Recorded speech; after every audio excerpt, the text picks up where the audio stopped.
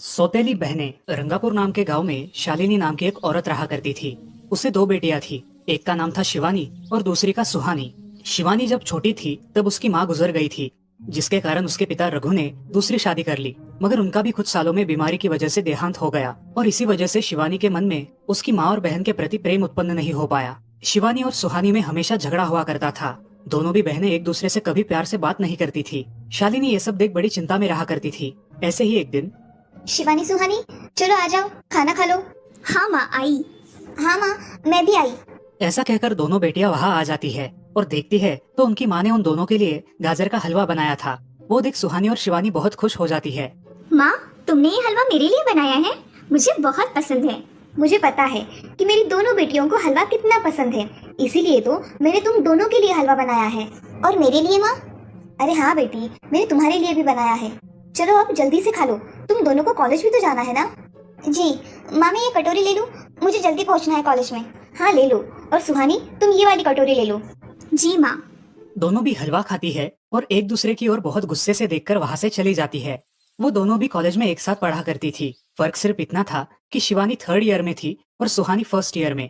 उन दोनों में 2 साल का अंतर था। फिर भी दोनों में हमेशा नोकझोंक हुआ करती थी, जैसे कि वो दोनों एक दूसरे के दुश्मन हो। ऐसे ही एक दिन दीदी, मेरे कॉलेज की ट्रिप जाने वाली है, तुम्हारी भी ट्रिप जाने वाली है क्या? हाँ, मेरी भी जाने वाली है, मगर मेरा जाने का मन नहीं है। क्यों दीदी? क्योंकि वहाँ पे तुम हो। मुझे भी कोई शौक नहीं है तुम्हारे साथ आने का, मैंने ऐसे ही पूछ लिया। मैं जा रही हूँ। शिवानी और सुहानी एक दूसरे की ओर मुंह फेर कर वहाँ से चली जाती है। अगले दिन दोनों भी कॉलेज में जाती है। तब उनके टीचर उनसे पूछते हैं, शिवानी, तुम कॉलेज की ट्रिप में आने वाली हो? जी सर, मैं आने वाली हूँ। ठीक है, मैं तुम्हारा नाम लिखवा देता हूँ। जी सर। ऐसा बोलकर टीचर ट्रिप के लिए जाने वाले विद्यार्थियों की लिस्ट बना लेते हैं। घर आकर शिवानी और सुहानी ये बातें अपनी माँ को बताती है। सुहानी, शिवानी, तुम दोनों ट्रिप के लिए जा रही हो, मगर वहाँ जाके झगड़ा मत करना, नहीं तो ट्रिप पे जाने की कोई जरूरत नहीं है। नहीं माँ, हम झगड़ा नहीं करेंगे। हाँ माँ, हम झगड़ा नहीं करेंगे।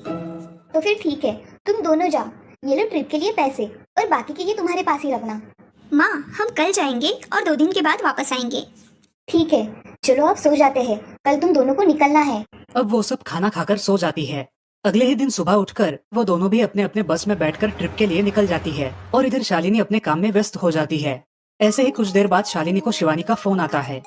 माँ, हम दोनों यहाँ ट्रिप की जगह पहुँच गए हैं। अच्छा बेटी, तुम दोनों ठीक हो ना? हाँ माँ, मैं रखती हूँ, हमें यहाँ अलग अलग स्पॉट देखने जाना है। ठीक है, और जब वक्त मिले तो फोन कर देना। हाँ माँ, अपना और सुहानी का ख्याल रखना। हाँ माँ। फोन रखने के बाद शिवानी और उसके क्लास के सारे दोस्त वहाँ की एक जगह देखने जाते हैं। सुहानी भी उसके क्लास के साथ एक दूसरी जगह देखने निकल जाती है। सारे बच्चे एक साथ घूमकर वापस आते हैं। शिवानी सुहानी को ढूंढती है, मगर सुहानी उसे कहीं दिखाई नहीं देती। इसीलिए शिवानी को बड़ी चिंता होने लगती है। अरे, ये सुहानी कहाँ रह गई? इसका तो कुछ भी पता नहीं, कहाँ ढूंढूं इसे? तभी शिवानी को सुहानी दिखाई देती है और उसके जान में जान आ जाती है। सुहानी, कहाँ गई थी तुम? मुझे कितनी चिंता लग गई थी तुम्हारी। अरे, मैं यहाँ ही थी मेरी सहेलियों के साथ, मुझे कुछ नहीं हुआ।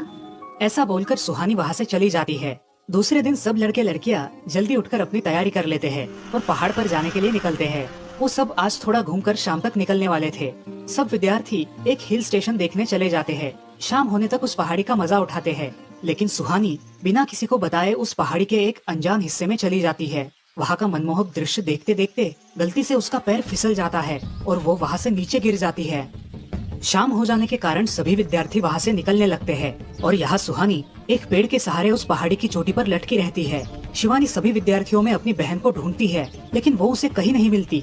सुहानी को ढूंढते ढूंढते शिवानी वापस उसी पहाड़ी के पास आती है और उसे आवाज लगाती है। सुहानी, सुहानी कहाँ हो तुम?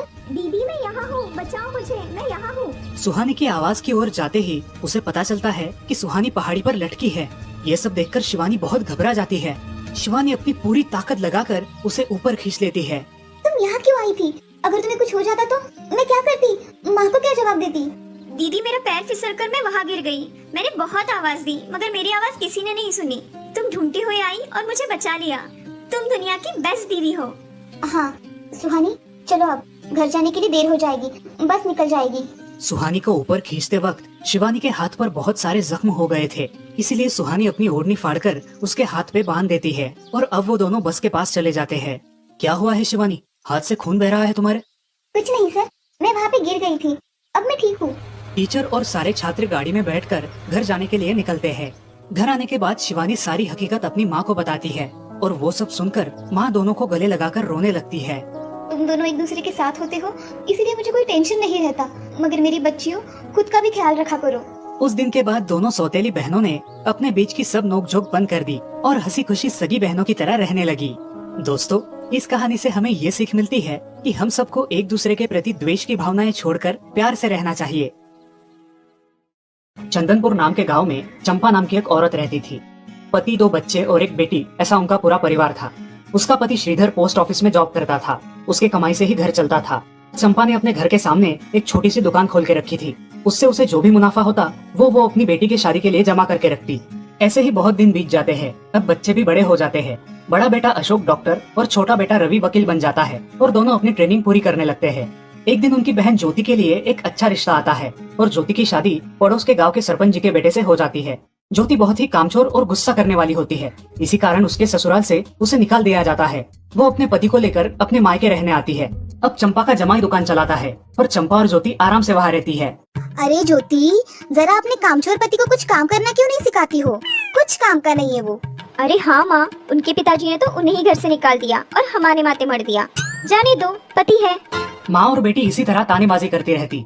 अब बड़े बेटे अशोक की शादी उन्हीं के गांव के एक लड़की से करा दी गई। लेकिन उस लड़की से भी चंपा बहुत काम करवाती और वो बेचारी सासू माँ का आदर करके सब काम चुपचाप करती थी। एक दिन वो काम करके थक गई और एक जगह पर बैठ गई। ए कामचोर कमला, इतना सारा काम पड़ा है घर में, क्या वो तुम्हारा बाप आके करेगा? चलो उठ, काम कर। हाँ हाँ माँ जी, करती हूँ। ऐसा कह के कमला अपने काम पर लग जाती है और सारा काम खत्म कर देती है। चंपा अपने बेटे अशोक से घर आने के बाद चुगलियाँ किया करती थी। अशोक घर आकर कमला को बहुत भला बुरा कहता और कभी कभी तो उस पर हाथ भी उठाया करता था। ये सब रवि देखा करता था और रवि को बहुत बुरा लगता था। अशोक मारने आता तो रवि बीच में पड़ जाता और माँ बाप को डांटता था और वही झगड़ा खत्म हो जाता था। ऐसा बहुत दिन चलता रहा। रवि को रंजना नाम की एक लड़की बहुत पसंद थी, जो कि एक न्यूज रिपोर्टर थी। क्या तुम मुझसे शादी करोगी? मुझे तुम बहुत पसंद हो। हाँ, मगर रवि, तुम्हारे घर में तुम्हारी माँ का बर्ताव मुझे बिल्कुल पसंद नहीं है, इसीलिए पहले तुम इसका कोई हल निकालो। अरे रंजना, मैं हूँ ना तुम्हारे साथ, तुम्हें टेंशन की क्या बात है? मगर रवि, तुम भी अगर मुझे मारने पीटने लगे तो मैं तुम्हें कोर्ट में खींचूंगी। अरे हाँ बिल्कुल, वो तो तुम्हारा अधिकार है। अगले दिन रवि अपने घर में रंजना के बारे में बताता है। रवि की माँ चंपा उसे साफ मना कर देती है। रवि, तुम्हें कुछ समझ आता है या नहीं? अपनी बिरादरी की लड़की से शादी करो बेटा। इस घर में ये आखिरी शादी है और मेरे भी कुछ अरमान है बेटा। अजय, आप कुछ कहते क्यों नहीं? हाँ बेटा, तुम्हारी माँ सही कह रही है, तुम इसकी बात मान जाओ बेटा। नहीं पापा, मैं शादी करूंगा तो सिर्फ रंजना से, वरना मैं शादी नहीं करूंगा। सब चुप हो जाते हैं। अगले दिन रवि मंदिर से शादी करके घर आता है। सब अचरज से रवि की ओर देखते हैं और चुपचाप अपने कमरे में चले जाते हैं। कमला उन दोनों का स्वागत करती है और वो दोनों अपने कमरे में जाते हैं। कैसे लगा मेरा घर? अच्छा है, मगर सब मिलजुल के रहे तो और भी अच्छा होगा। रंजना, तुम्हें मेरी माँ को सबक सिखाना होगा, तभी घर के सारे सदस्य ठीक हो जाएंगे। ठीक है रवि, जैसा तुम चाहो। अगले दिन रंजना अपने घर के मंदिर में पूजा करने जाती है। तभी रुको, मेरे भगवान के मंदिर में तुम मत आओ, जाओ यहाँ से।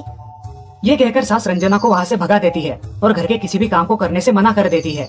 तब क्या माँ जी, आज से मैं इस घर की बहू हूँ। इस घर पे मेरा भी उतना ही अधिकार है जितना कि आपका। क्या बोल क्या रही हो? निकल जाओ मेरे घर से। खबरदार अगर हाथ भी लगाया तो। पता है ना, मैं न्यूज रिपोर्टर हूँ। रातों रात खबर छाप दूंगी और कोर्ट के चक्कर लगेंगे वो अलग, समझिए आप। सास चुपचाप देखने लगी और उसकी बेटी और ससुर भी देखते ही रह गए। रंजना ने कमला से कहा, दीदी, मुझे आपसे काम है, आप मेरे कमरे में आइए। और हाँ, आज से खाना ज्योति दीदी आप बनाएंगी।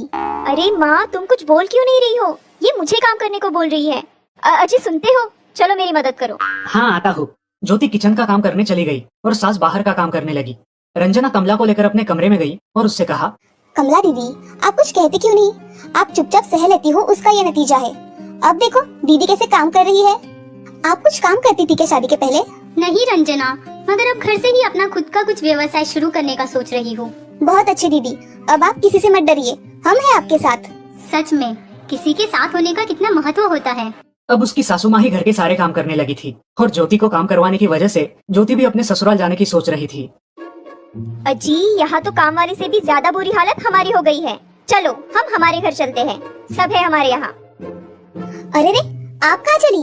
अभी भी काम बाकी है। ज्योति का पति रंजना से धन्यवाद कहता है और ज्योति को लेकर अपने घर चला जाता है। अब सासू माँ एक दिन पूरा काम करके इतना थक जाती है कि उसके बदन में बहुत दर्द होने लगता है। तब दोनों बहू सास के पास चली आती है और एक बहू सास के पैर दबाती है तो दूसरी बहू सर दबाती है। सासू माँ उठकर रोने लगती है। मुझे माफ कर दो मेरी बेटियों, अब से कभी ये गलती नहीं होगी। सास को उसके किए पर पछतावा होता है और ये देखकर घर के सभी सदस्य बहुत खुश हो जाते हैं। रवि और रंजना भी बहुत खुश होते हैं। वाह बहू, जो आज तक नहीं हुआ वो तुमने करके दिखाया। बहू हो तो ऐसी। रंजना अपने बर्ताव के बदले माफी मांगती है और अब सब लोग खुशी खुशी रहने लगते हैं। तो दोस्तों, इस कहानी से हमें ये सीख मिलती है कि हम सब मिलकर परिवार बनता है और हम सब परिवार का महत्वपूर्ण अंग होते हैं। परिवार के काम मिल बांट कर करना ये हमारी वैयक्तिक जिम्मेदारी है।